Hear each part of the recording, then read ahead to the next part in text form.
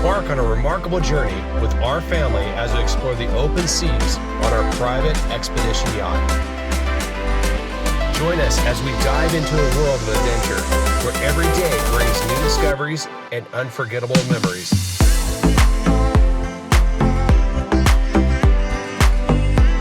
Be a part of our family's extraordinary adventures and discover the beauty of the seas like never before.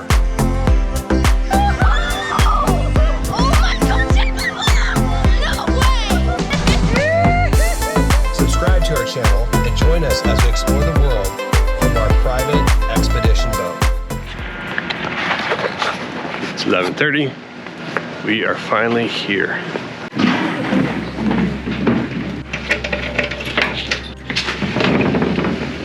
Good to be back on some Okie Groms.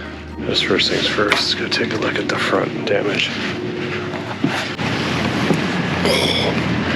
It looks like it's about to fall off. Oh, look at that. I'm going to bed. I'm tired. Hey, Kinley. It's just like you being at home. You left the door open. And just like being at home, we blame the other child. What's that? What'd you say? You're the perfect child? I guess that's a wrap for today. Go to bed, guys. It was a Sunday, I think a week and a half ago or so, and I've got some security cameras on board. Got one up on the bow, one in the cockpit, one on the stern, two inside. They're primarily just set up so that if someone were to walk in here or break in, at least I've got a good shot of their face and I can call the marina security. I got a fault or a motion in the forward stateroom. There shouldn't be anybody on board, and especially on a Sunday, nobody down here works on Sundays. So I look at the image and instantly everything kind of rattles around. I'm like, what was that? And I was like, somebody hit our boat. So I went to the other cameras, looked at them, and lo and behold, our neighbor hit us. There's a number of key elements that happened that could have avoided this situation. And so I'm gonna put this vlog out primarily to help other boaters. So hopefully other boaters will be able to see this and kind of see what happened. It looked bad at nighttime. So let's go take a look at it. This sucks. Go this way.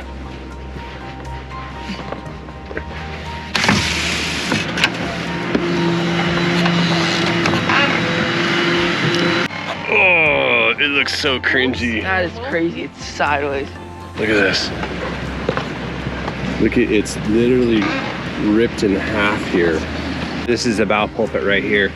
This is bolted down to the deck here with these 5 bolts. So it's not only shifted, you can see the line right here, going across here from the deck grip. It's shifted, but it's also ripped it in half. Like the impact is massive to rip this thing in half. Look at that. Look at that. It's got damage on the deck. Let's take a look down here, see if there's anything damaged down here. Once we get this thing off, then we'll be able to see. Look at that, just sheared off the plywood.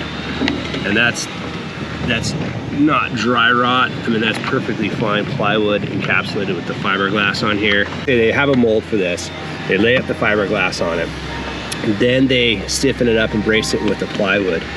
And then, of course, it comes down here and gets bolted on. But, oh, dude, look at all this, too. Look at that dent.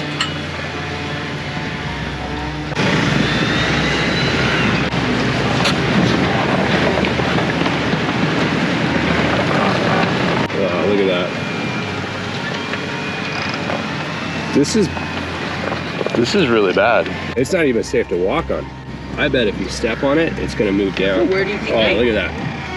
Where do you think they hit it from? They hit it right here. The boat right there backed out, came around, cut it way too soon, and just plowed right into it. That's gnarly. But the conditions are bad, so they're gonna manufacture a new one for us in Taiwan, ship it down to Puerto Vallarta. They can bolt that on. Once that's on, then they can fix the railing. But I think this whole rail's gotta go, guys. Look at, so this rail right here is about vertical, but look at this side.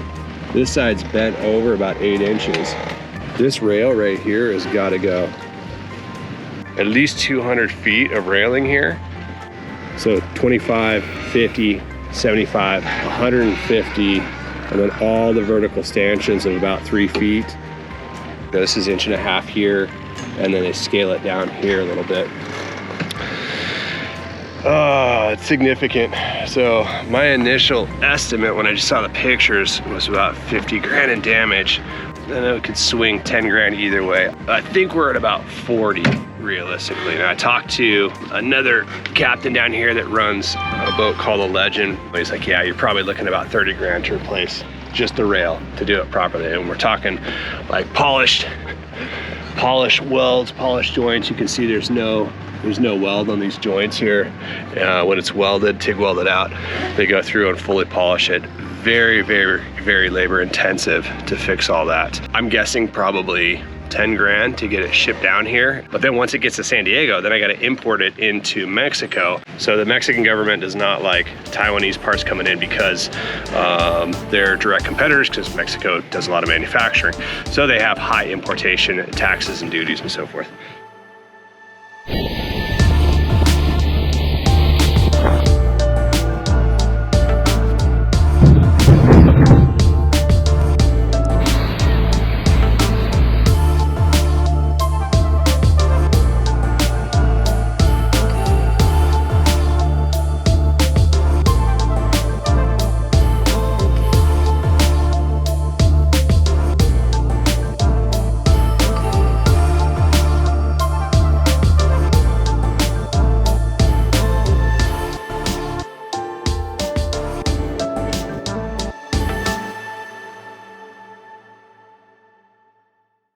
Fortunately, as I expected, it's going to be somewhat significant as far as the repairs go to do it properly. So let's go ahead and break down what happened. There's a number of failures that happened from the other boater, and hopefully this information can help somebody out there as far as not making the mistakes that he made, kind of assess your situation a little bit better than he did.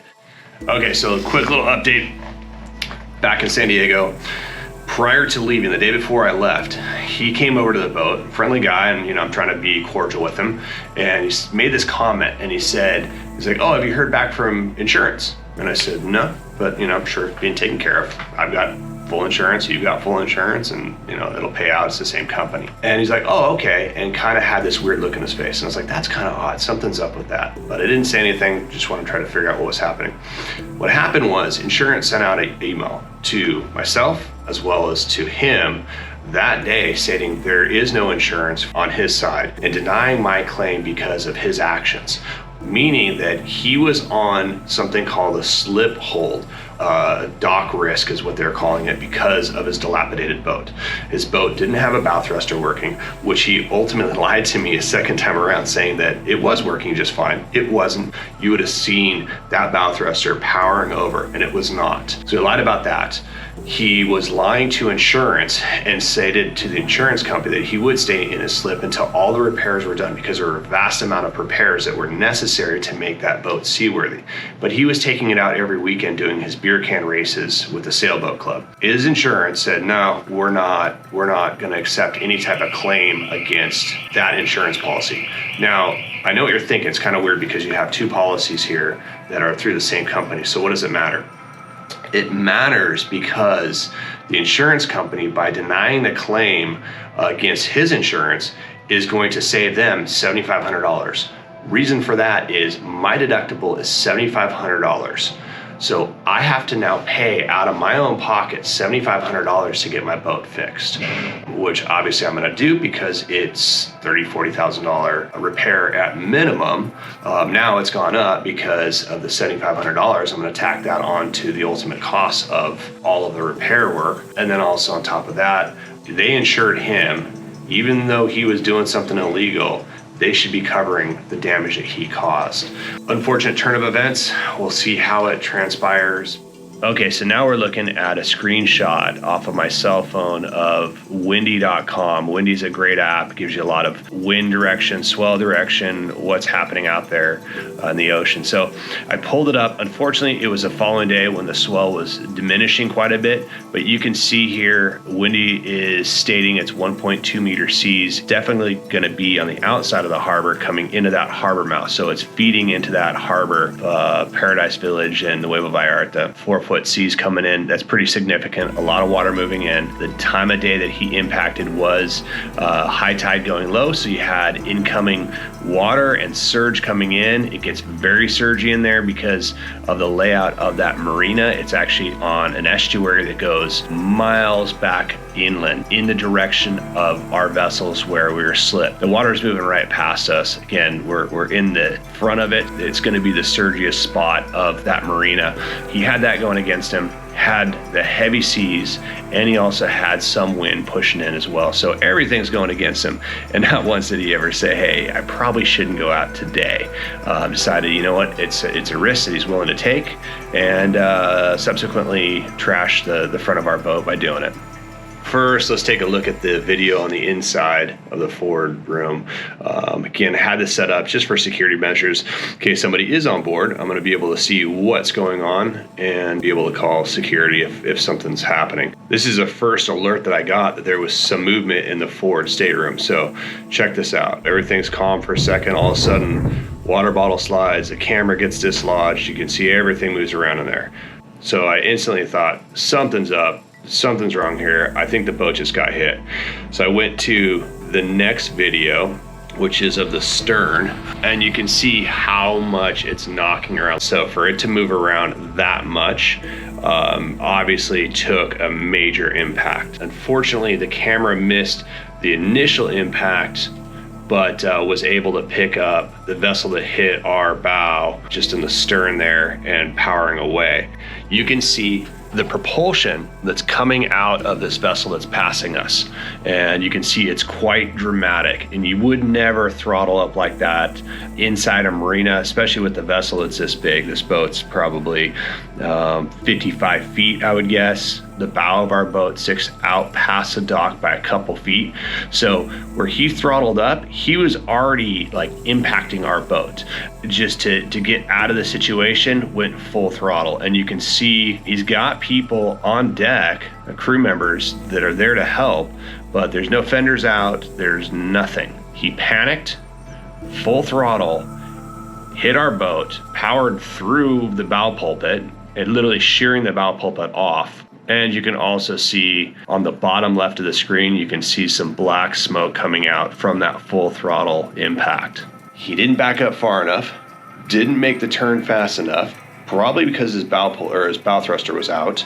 And then when he was coming into contact with our boat, when he realized it was going to be too late, he went full throttle. He panicked, hit the throttles forward, which you should never, ever do. Literally, if you're in a situation and you're like, hey, I can't think through this situation, go ahead and just put it in a neutral.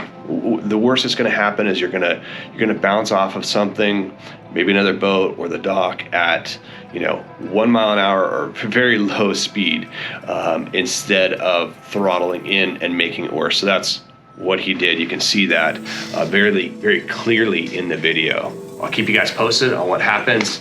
Hopefully we can get it kind of patched up for right now. At the end of the day, I just want to go boating and have fun and do some cool adventures. We're the Wilsons, a family of 5 who purchased a boat to embark on an incredible journey of a lifetime. We are setting out to explore the vast and mesmerizing oceans of the world on our boat named Salty Groms. Join us on this thrilling and inspirational journey as we discover the unknown, surf untouched waves, catch pelagic fish, and dive deep into the turquoise waters of our planet. We hope to inspire you to step outside your comfort zone, embrace the unknown, and seek out your own adventures in life. So let's set sail on this incredible journey and let the magic of the oceans inspire us all to live life